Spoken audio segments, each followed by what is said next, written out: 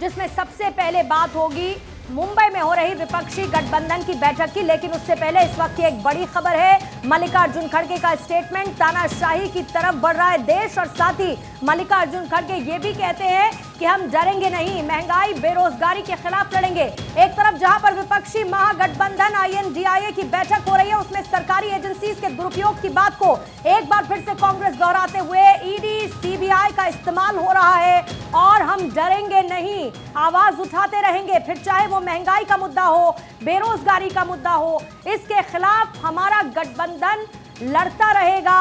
ED और CBI का दुरुपयोग किया जा रहा है और देश तानाशाही की तरफ बढ़ रहा है। इससे पहले आप नीतीश कुमार को देख रहे थे। देखिए, समन्वय समिति बना दी गई है INDIA की, जिसमें 14 सदस्यों को शामिल किया गया है और दूसरी तरफ प्रधानमंत्री मोदी और सरकार का यह फैसला कि संसद का विशेष सत्र बुलाया जाएगा।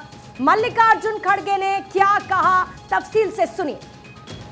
महंगाई को कैसा कम करें, इसके लिए कैसा लड़े, अनएम्प्लॉयमेंट के लिए कैसा हम लड़े, और इतने प्राइसेस जो बढ़ रहे पेट्रोल और डीजल के, और खास करके मोदी जी हमेशा 100 रुपए बढ़ाते हैं, 2 रुपए कम करते हैं। मोदी साहब गरीबों के लिए कभी भी काम नहीं करेंगे, ये यकीन मैं दिलाता हूं, क्योंकि उनकी हमेशा यही रणनीति रही है कि गरीबों के खिलाफ काम करते हैं। बड़े बड़े उद्योगपति के साथ वो मिलजुल के चलते हैं।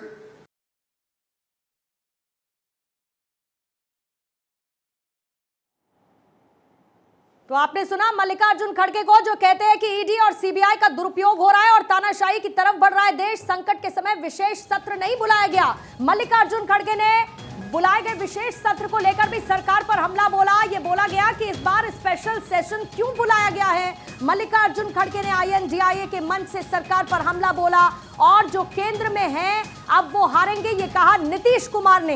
यानी इससे पहले आप सुन रहे थे नीतीश कुमार को, जिन्होंने सरकार पर हमला बोला, और इसके साथ साथ मल्लिकार्जुन खड़गे उसके बाद महंगाई बेरोजगारी का जिक्र करते हुए संसद का विशेष सत्र बुलाए जाने को लेकर सरकार को घेरते नजर आए। देखिए, विशेष सत्र बुलाए जाने को लेकर एक तरफ जहां पर 1 नेशन 1 इलेक्शन की बात हो रही है, इस 1 नेशन 1 इलेक्शन को लेकर सरकार की तरफ से ये पहल की गई है और इसी पर बार बार ये आरोप लगाए जा रहे हैं कि विपक्ष डर गया है और इसीलिए वो विशेष सत्र का हिस्सा नहीं बनना चाहता। लेकिन विपक्ष ये सवाल पूछ रहा है कि देश को गुमराह क्यों किया जा रहा है।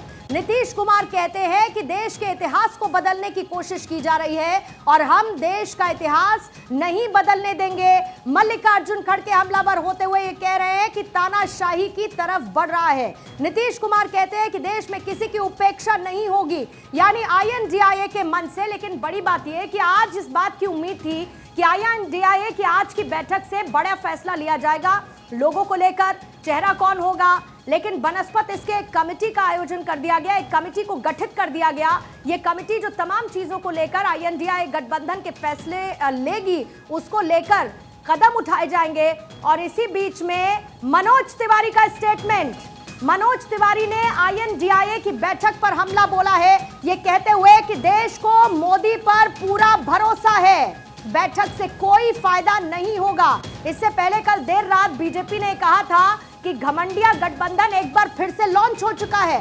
दूसरी तरफ मनोज तिवारी कहते हैं कि देश को मोदी पर पूरा भरोसा है, इस बैठक से कोई फायदा नहीं होगा। विपक्ष के आरोप पर मनोज तिवारी ने और क्या कहा, सुनवाते हैं आपको। अभी ये जो मीटिंग चल रही है ना, ये डॉट लोग हैं, इन पे देश को डाउट है। बहुत लंबे समय से ये भ्रष्टाचार में लिप्त हैं। नरेंद्र मोदी जी लोगों के दिलों में बसे हैं। नरेंद्र मोदी जी देश को जिता रहे हैं, ये नरेंद्र मोदी जी को हराना चाहते हैं। ये देश उसके साथ खड़ा है जो आम भारतीय को जिताना चाहता है, गरीबों को जिता। देखिए, ये मनोज तिवारी ने कहा, जिस बात का जिक्र करती है बीजेपी सरकार के हम विकास की तरफ आगे बढ़ रहे हैं, हम गरीबों का उत्थान करना चाहते हैं। मनोज तिवारी उसी को दोहराते हुए ये कहते हुए कि इस बैठक का कोई नतीजा नहीं निकलेगा। एक तरफ जहां पर INDIA की बैठक चल रही है, कल राहुल गांधी प्रेस कॉन्फ्रेंस करते हैं, अडानी के मुद्दे को लेकर आते हैं, वो pre press conference Rahul Gandhi की थी, और उसके बाद आज की बैठक जिससे एक बड़े डेवलपमेंट की उम्मीद थी।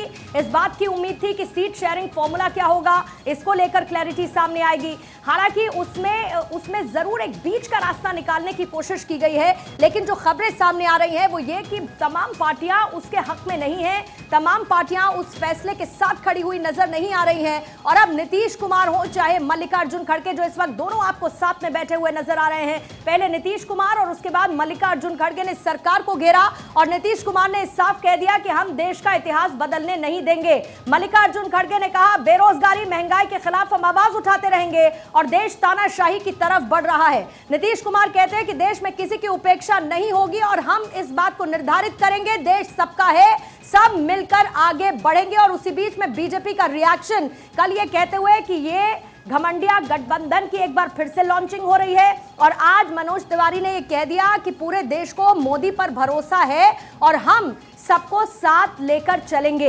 आइए आपको सीधा लिए चलते हैं मुंबई, जहां से जुड़ चुकी है इस वक्त हमारी पॉलिटिकल एडिटर अदिति नागर शर्मा। अदिति, विपक्ष का बड़ा आरोप सरकार पर यह कहते हुए कि दुरुपयोग किया जा रहा है एजेंसीज का। हालांकि यह आरोप पहली बार नहीं है, लेकिन कुल मिलाकर आज की इस बैठक को शाम होने तक अगर हम समअप करना चाहें, क्या कोई आउटकम निकलता हुआ नजर आ रहा है, सिवाय इस बात के कि एक कमेटी गठित कर दी गई है?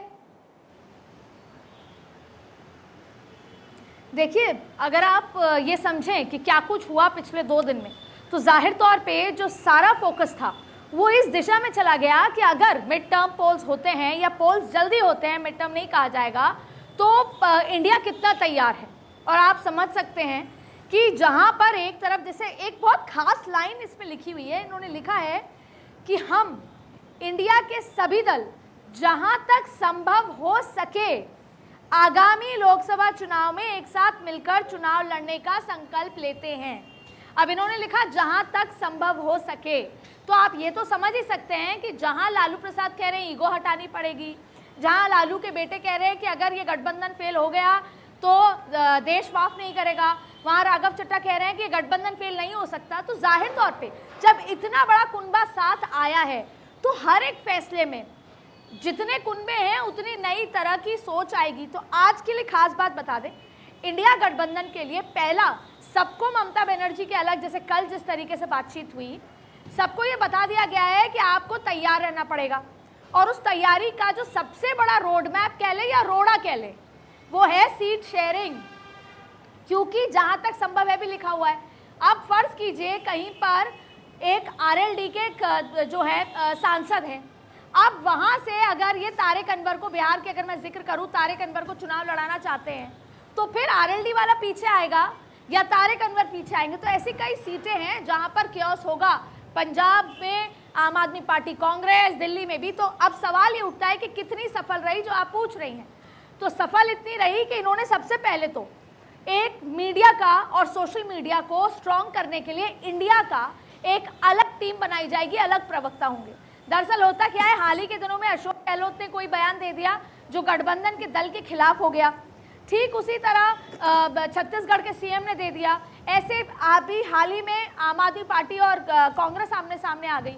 तो अब ये तय किया गया है कि एक कमेटी बनाई गई है जिसमें आप बयानबाजी अगर हो तो वो इंडिया के प्रवक्ता ही करेंगे, इंडिया के बिहाफ पे, जो कि गलत तरीके की बात बाहर ना आए, कोई बयानबाजी ना आए जिस पर प्रश्न चिन्ह लगे, जिससे ये दिखे कि कितने विरोधाभास है, वो खत्म होगा। दूसरी बड़ी बात है कि 30 सितंबर से पहले जितने भी दल मौजूद हैं उन सबको अपनी चॉइस की सीटों की लिस्ट सौंपनी होगी। अदिति, आपको रोकना होगा। लालू प्रसाद यादव इस वक्त इंडिया की बैठक में क्या कह रहे हैं, पहले एक बार सुन लेते। आपको मालूम होगा इस देश का क्या हो रहा है कि आज हमारे अल्पसंख्यक भाई सुरक्षित नहीं है, महसूस नहीं कर रहे हैं। अच्छा, देश में गरीबी बढ़ रही है, महंगाई बढ़ रही है, 60 रुपया किलो भिंडी हो गया, भिंडी टमाटर का जो हाल है सो जानते ही हैं, जबकि टमाटर में कोई स्वाद ही नहीं है इनके राज में।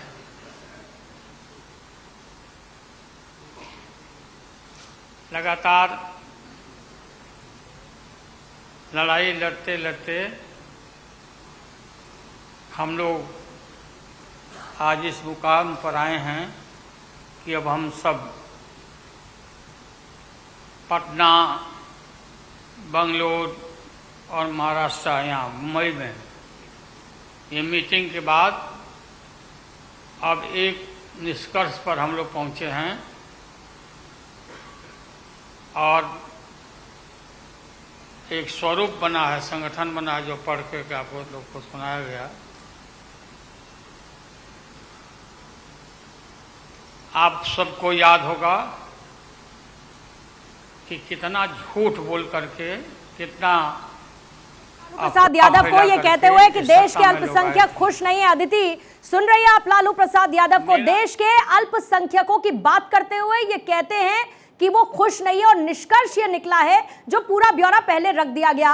अब ये बैठक किस दिशा में जाती हुई नजर आ रही है और लालू प्रसाद यादव के इस बयान के मायने क्या निकाले जाए? देखिए, देश के अल्पसंख्यकों के बारे में खास तौर पे अगर बिहार का नेता या उत्तर प्रदेश का नेता कहे तो वो बात अल्पसंख्यकों तक पहुंचती है। और अब जब एकजुट हुए, एक बात और कही कि लालू जी ने ये कहा कि हम अलग अलग बैठे थे तो देश को खामियाजा भुगतना पड़ा, तो अब हम एक हो गए हैं, अब भाजपा भगाओ और देश बचाओ, ये बात कही। नीतीश कुमार ने एक बात कही कि हम चुनाव जल्दी हो सकते हैं, हम उसके लिए तैयार हैं। तो लालू प्रसाद यादव को ने महंगाई गिनाई, टमाटर के हाल गिनाए। तो अब दरअसल मुद्दा यह है कि समय कम है, सीट शेयरिंग करनी है, रणनीति बनानी है, अगली कई बैठकें में जो होना था वो अभी तय करना है। तो ऐसे में अब आपको सार्वजनिक मंचों से, आज तो बंद कमरे में बैठक हुई है जहां हम खड़े हैं, इससे पहले भी बंद कमरों में बैठक हुई, अब यही मंच जहां पर आज प्रेस वार्ता हो रही है, आप दिखा रही हैं पूर्णिमा, ऐसे ही मंचों से अब ये होगा, चुनाव प्रचार किया जाएगा। तो अब देश भर में ये तमाम लोग उठकर जाएंगे और मोदी के खिलाफ चुनाव प्रचार करेंगे। किस पर? कि अल्पसंख्यक जो हैं सुरक्षित नहीं है, अल्पसंख्यक परेशान हैं, महंगाई बहुत ज़्यादा है, भ्रष्टाचार की बात करी मल्लिकार्जुन खड़गे ने, तमाम वो मुद्दे जो लोग आसानी से बाय कर सकें। तो अब ऐसा है कि फास्ट फॉरवर्ड, आपने देखा होगा, कभी हम टीवी देखते हैं, मूवी देखते हैं तो रिमोट में 2x का बटन होता है फास्ट फॉरवर्ड करने का। तो कल से जब से ये मुद्दा आया है वन नेशन वन इलेक्शन का, तब से इनकी बैठक और इनके मुद्दे भी फास्ट फॉरवर्ड हो गए हैं। हालांकि ये इंटरनली कहा जाए कि विस्तार से कई मुद्दों पर चर्चा करना चाहते थे, लेकिन क्योंकि कल के बाद से चीजें डिरेल हुई, डायरेक्शन बदल गया, तो इन्होंने अपने मुद्दे और अपनी स्पीड को भी बढ़ाया है। पर अदिति, इसमें एक बात ये समझ में आती है कि जब ये सिचुएशन आ गई कि बीजेपी फुल्ली तौर पर तैयार है, तो ऐसे में तो और एकजुटता दिखानी चाहिए थी। उसके उलट हम देख रहे हैं कि अभी और बात नहीं बन पाई। तो ये तो अगर देखा जाए तो क्या ये माना जाए कि पूरी की पूरी बैठक में जो कामयाबी मिलनी चाहिए थी उसमें 10 से 20% भी ये पार्टियां आगे नहीं बढ़ पाई? देखिए, मैं आपको एजेंडा समझा देती हूँ कि क्या क्या होना था और क्या क्या हुआ। देखिए, अगर हम इसको बिना समझे भी करें, जैसा हम लगातार सुबह से दिखा रहे हैं, मुद्दा ये है कि सबसे बड़ा एजेंडा ये तय हुआ है कि 30 सितंबर तक होना था। 30 सितंबर तक आपको सीट शेयरिंग को देना है। पहले ये काम कब होना था? दिसंबर में होना था। तो इस पे चर्चा हो गई कि आप सबको सीट शेयरिंग आपकी क्या क्या है, किन किन सीटों पे आप लड़ना चाहते हैं, एक बार दे दीजिए। फिर कमेटी डिसाइड करेगी कि किसको कितना क्या क्या मिलना चाहिए। जिन सीटों पर लड़ाई है उस पर जो सब कमेटी है वो जाएगी और तय करेगी कि नहीं आम आदमी पार्टी बेहतर है या टीएमसी बेहतर है या ये बेहतर है या कौन सी रीजनल पार्टी बेहतर है या कांग्रेस बेहतर है। तो इस लिहाज से कहीं ना कहीं मेंटली ये तैयार हो गए हैं कि इनको चुनाव लड़ना है। पर जाहिर तौर पे कई ऐसे मुद्दे थे। देखिए, एक बड़ी बात और ये कहा अभी अंदर से, ये बैठक में कहा गया कि विपक्ष क्योंकि एकजुट नहीं था, बीजेपी ने उसका फायदा उठाया। बड़ी बात यह कि एकजुटता जैसे दिखनी चाहिए थी, क्या वो वाकई में एजेंडे के तौर पर नजर आई है? सवाल ये भी है कि क्या मोदी ने पूरे देश का या ये कह लीजिए कि इंडिया का जो एजेंडा है वो सेट कर दिया है?